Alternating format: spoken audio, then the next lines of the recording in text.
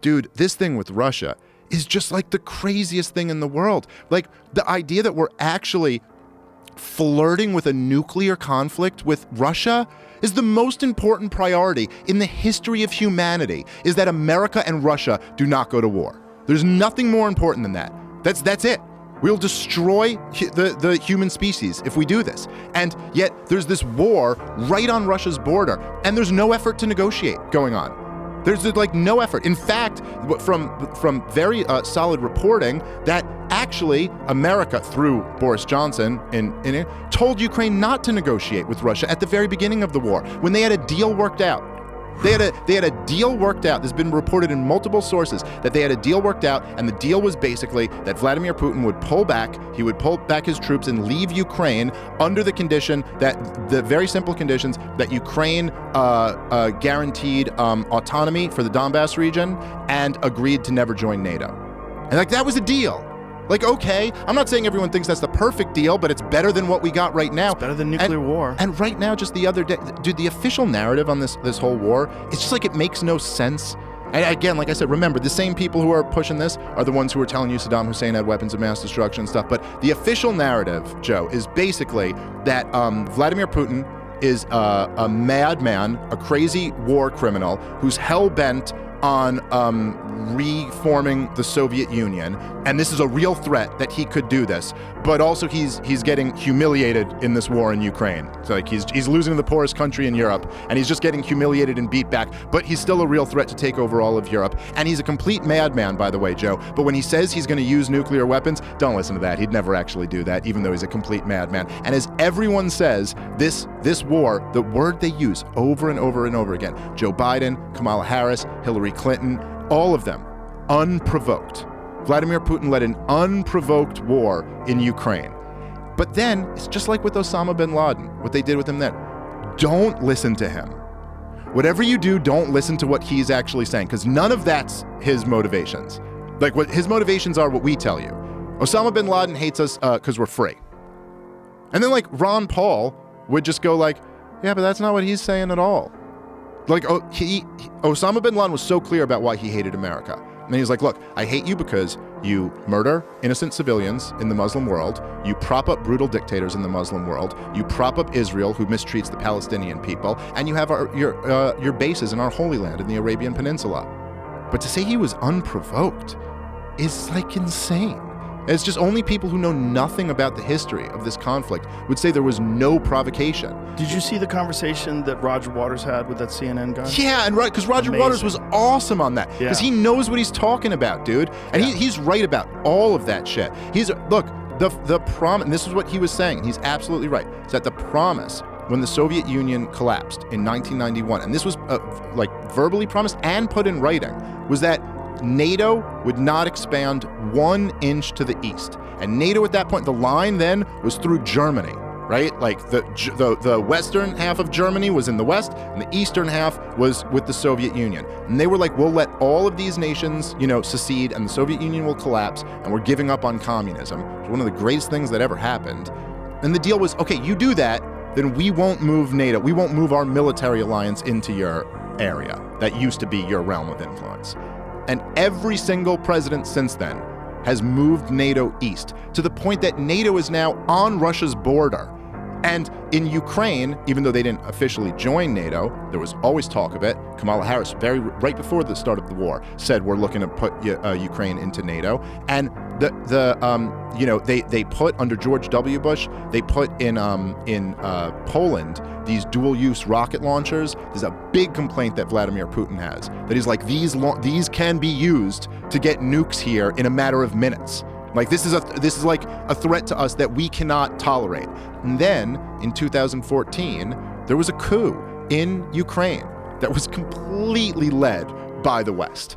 And I don't know if you've ever heard, but like I think I sent you actually once the tape of Gideon Rose who was the editor for Foreign Affairs magazine on the old Stephen Colbert Report show, back when Colbert was hilarious. And he was just openly bragging about what the game is here. And then he was like, well, Ukraine is kind of like the Robin to Russia's Batman. And so our job is to steal Robin away from Batman and make him come over here and join us. And Vladimir Putin's so stupid that he won't do anything. And then Colbert's in his old character, so he's like, well, shouldn't Obama be spiking the football and saying, yeah, in your face, Putin? And Gideon Rose is like, well, no, because then Putin might invade Ukraine. So we wouldn't want to spike the ball. Just all these George Soros-funded NGOs were funding the militias on the ground who were overthrowing the government. And then there's a tape of Victoria Nuland, who was at the State Department at the time, one of the top people at the State Department, and she was basically talking about who would be the new government that took over, who America didn't want in, who we did want in the new government. So it's not, what happened basically was, as Gideon Rose was even saying, the Ukrainian government was kind of siding with Russia, or at least a lot more pro-Russia. And then we overthrew that government and installed a pro-America government. And this to Putin, he had said over and over again, was a huge red line for him. Like Ukraine was the big line. And you could imagine, take it from our point of view, if like Russia was coming over here and overthrowing the pro-America government in Montreal and installing a pro-Russia government there. And this would be seen as, would you call that an unprovoked attack? Right. If we were to go in there and then go overthrow that government. So again, I'm not justifying what he's doing, and then the other thing to this, right, that's important to add is you remember the two big things that it's so weird no one, at least in the larger conversation, I don't see anyone connecting these things, is that there's two things involving Ukraine that were very big, that happened very recently in American history, that very much connect to this war. And one is that our last president was impeached over a thing with Ukraine.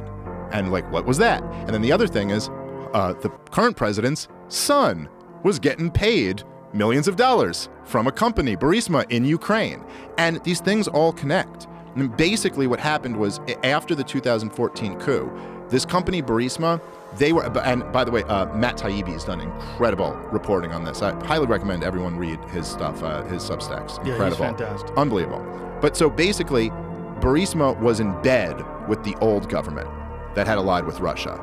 And so when this government was overthrown, they were very worried because they were like, oh, we were in bed with the old government and now there's this new government who's in there.